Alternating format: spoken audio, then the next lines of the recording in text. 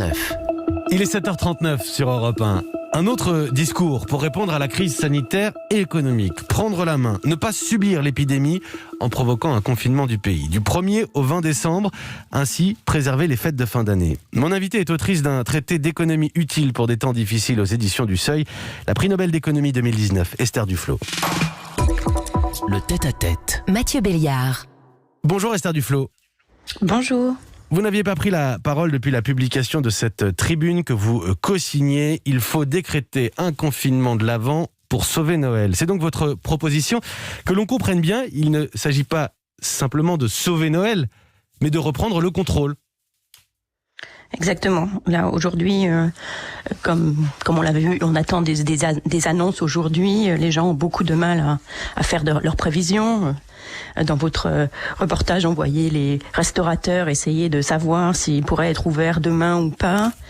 Et ces décisions au jour le jour, finalement, créent un climat d'incertitude qui est très très difficile à supporter et qui n'est pas forcément la meilleure moyen de lutter contre le virus en même temps. Donc on a à la fois quelque chose qui est pas du tout bon pour l'économie, où les gens ne savent pas du jour le jour à quelle sauce ils vont être mangés, et en même temps qui est toujours un petit peu avec un pas de retard sur ce que le virus fait. Et c'est ce qui est nouveau dans votre démarche. Faut bien dire, faut bien comprendre que la notion de confinement, pour le monde entier, c'est quelque chose de nouveau. Mais vous, ce que vous dites...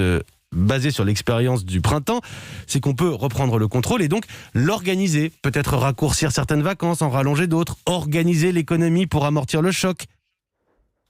Voilà, de prendre un petit peu de l'avance, non seulement sur le virus, mais sur notre organisation vis-à-vis du virus, permettrait que un épisode de confinement ou de réduction de l'activité, peut-être qu'on pourrait employer un mot moins traumatisant, étant donné le traumatisme du printemps, soit beaucoup moins difficile, à la fois psychologiquement, parce qu'on sait exactement quand ça commence, quand ça se termine, et économiquement, parce que on pourrait organiser les choses autour. Par exemple, une proposition qui pourrait être faite, c'est que tous les magasins qui ne feront pas partie d'une chaîne, qui s'ouvrirait le plus d'un épisode de fermeture, puissent rester ouverts avec des précautions particulières, en servant les gens par commande, etc., qui leur donnerait la possibilité de continuer leur activité, même dans une période où les rencontres et la circulation seraient limitées au maximum. C'est ce que vous dites, Esther Duflo. L'idée, c'est que en y réfléchissant un petit peu à l'avance, on pourrait faire ça de manière beaucoup plus sereine. Réfléchir pour ne pas subir. Avec, je vois dans votre proposition, l'idée d'une campagne massive de tests à la sortie de ces 3 semaines, du 1er au 20 décembre, pour pouvoir garantir des fêtes de fin d'année à toutes les familles. Mais au-delà du symbole de Noël, bien sûr, et de l'importance d'être au coin du feu, à table, en famille, ce que vous expliquez, c'est que, en fait, quand je vous lis, j'ai l'impression que vous prenez le confinement pour acquis. C'est-à-dire qu'il arrivera, vous dites, à un moment ou à un autre.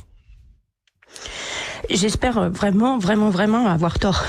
C'est-à-dire, malheureusement, notre information est très très limitée aujourd'hui parce que les tests sont faits de manière... la population qui est testée n'arrête pas de changer. Donc du coup, quand on compte le nombre de cas, on ne sait pas si c'est la population qu'on teste qui a changé ou c'est pour ça qu'on a plus de cas ou si c'est parce que le virus augmente. C'est clair que quelque chose est en train de se passer puisqu'on voit les hospitalisations remonter et les décès remonter aussi malheureusement, mais on ne sait pas dans quelle mesure.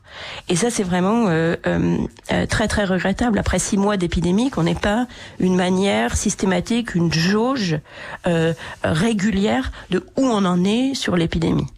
Et si on avait cette information, on pourrait décider beaucoup plus calmement, à un moment ou à un autre, qu'est-ce qu'il faut faire, quel type de restrictions on peut faire. Mais le risque... Et donc j'espère vraiment avoir tort. Et ça, de toute façon, si on voit que tous les indicateurs s'améliorent d'ici à décembre, il y aura aucun besoin de faire un confinement à ce moment-là. Mais un scénario plausible, c'est que avec cette stratégie jour le jour, on se rend compte que à un moment ou un autre, le gouvernement décide qu'il y a trop d'hospitalisations, les hôpitaux sont encore sur le point de craquer, donc on est obligé de tout arrêter. Les moments les plus difficiles sont devant nous. C'est ce que dit Angela Merkel en Allemagne. L'économie doit avoir la priorité. Un deuxième confinement doit absolument être évité. Faire vraiment la fête. Je trouve qu'on est d'accord avec Angela Merkel ou non, mais ses propos politiquement ont le mérite d'être courageux. Faire vraiment la fête ne sera possible que quand le vaccin sera à disposition. C'est presque une réponse à votre tribune. C'est une autre possibilité. Une autre possibilité, c'est de faire aussi la stratégie anglaise aujourd'hui, ce qui s'appelle confinement social. C'est de dire on peut aller travailler, mais les gens n'ont pas le droit de se rendre visite chez eux. Donc c'est un autre choix. Je pense que ce serait un choix, il me semble, j'ai peut-être tort, mais je pense que ce serait un choix qui serait très très très difficile pour la France, à la fois pour le bonheur des gens et pour le mettre en œuvre en pratique. Mais c'est la stratégie, c'est une autre stratégie.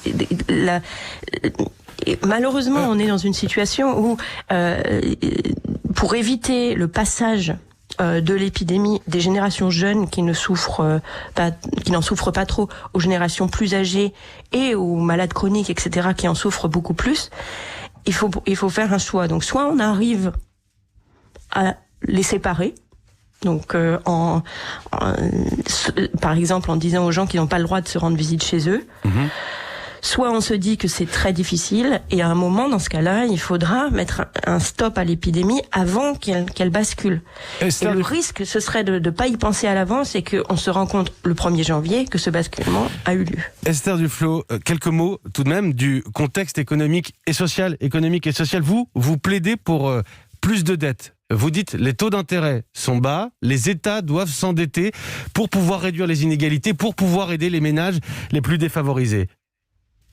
Oui, pour l'instant, c'est pas seulement moi, c'est tous les économistes sont d'accord avec cette proposition. Dans l'état actuel des choses, sur le court et le moyen terme, il est tout à fait possible pour la France et surtout dans le cadre de l'Europe de s'endetter très largement pour justement aider financièrement au maximum les populations pour que la crise ne se transforme pas en une immense boule de neige qui nous coûterait plus cher après. Mais c'est vrai que beaucoup le disent, et d'une certaine manière, c'est aussi ce qui est fait quand on regarde les plans de relance et les milliards que l'on entend au quotidien. Vous allez plus loin. Vous dites qu'on peut s'endetter sans se soucier de rembourser. On peut s'endetter sans s'inquiéter. Un gouvernement n'est pas comme un bon père de famille. C'est-à-dire un gouvernement n'a pas besoin de se dire je vais devoir rembourser cette dette à une échéance particulière. Tant qu'un gouvernement garde un bon crédit, que ce soit vis-à-vis de sa population ou vis-à-vis de ses créditeurs internationaux, la dette peut continuer à être maintenue. Le gouvernement paye les intérêts de la dette, mais n'a pas besoin de repayer le principal tant que la confiance dans cette économie est maintenue nationalement et internationalement. Et c'est le cas pour une grande économie comme celle de l'Europe. Donc, il ne faut pas s'inquiéter tellement du remboursement des dettes qu'on encourt aujourd'hui. Au contraire, il faut s'inquiéter du remboursement des dettes des particuliers qui, eux, s'ils empruntent aujourd'hui pour faire face à cette crise, auront besoin de rembourser.